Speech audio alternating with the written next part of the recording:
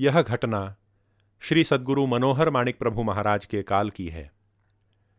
दत्त जयंती की पूर्णिमा का दिन था। प्रभु मंदिर के गर्भगृह में श्री मनोहर माणिक प्रभु महाराज प्रभु की राजोपचार महापूजा संपन्न कर रहे थे। महोत्सव के लिए आए लोगों की भीड़ इतनी थी कि प्रभु मंदिर में पांव रखने तक की जगह नहीं थी।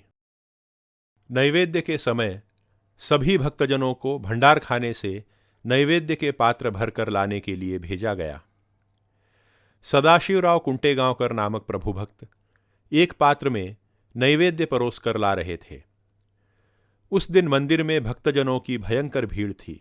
भीड़ में से किसी तरह रास्ता निकालते हुए वे तेजी से और बड़ी सावधानी से प्रभु मंदिर की ओर बढ़ रहे थे।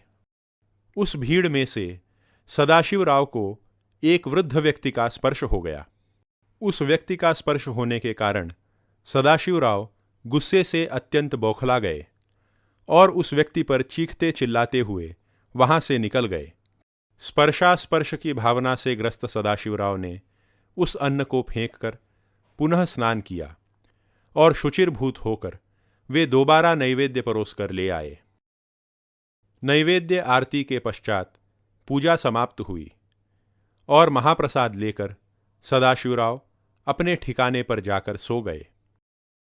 उस रात सदाशिवराव के स्वप्न में प्रभु महाराज प्रकट हुए और कहने लगे, अरे, मेरा स्पर्श हो जाने से तू अपवित्र हो गया क्या? मैं तो उत्सव की मौज लूटने आया था। उस भीड़ में गलती से मेरा हाथ तुझे छू गया। मैं नहीं जानता था कि मेरा स्पर्श होने से तू अपवित्र हो जाएगा और तू इतना क्रोधित होगा। तपाए हुए लोहे की भांति प्रभु के शब्द सदाशिवराव के कानों में पड़े। वे हड़बड़ाकर उठ बैठे। सदाशिवराव पश्चाताप की अग्नि में जल रहे थे। स्वप्न की बात को मनोहर महाराज को बताकर क्षमा मांगने के लिए वे मनोहर महाराज के कक्ष में गए। महाराज श्री के समक्ष नमस्कार करने के लिए सदाशिवराव जैसे ही झुके, श्री मनोहर माणिक प्रभु महाराज तपाक से बोले, सदाशिवराव, दूर से ही नमस्कार करें, कहीं हमारा स्पर्श आपको अपवित्र न कर दे। यह सुनते ही सदाशिवराव आश्चर्यचकित होकर रोने लगे और अपने अपराध के लिए क्षमा मांगने लगे। महाराज श्री ने उन्हें समझाया कि सदाशिवराव, आपको तो मालूम ही है कि उत्सव की मौज लूटने के लिए प्रतिवर्ष स्वयं प्रभु भेष बदल बदल कर उत्सव में शामिल होते हैं।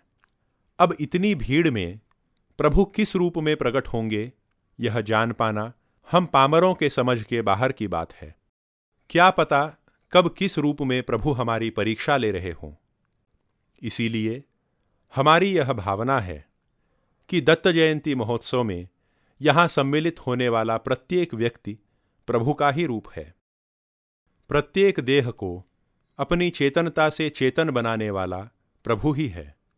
ऐसा कहकर महाराज श्री ने सदाशिवराव को सांत्वना प्रदान की।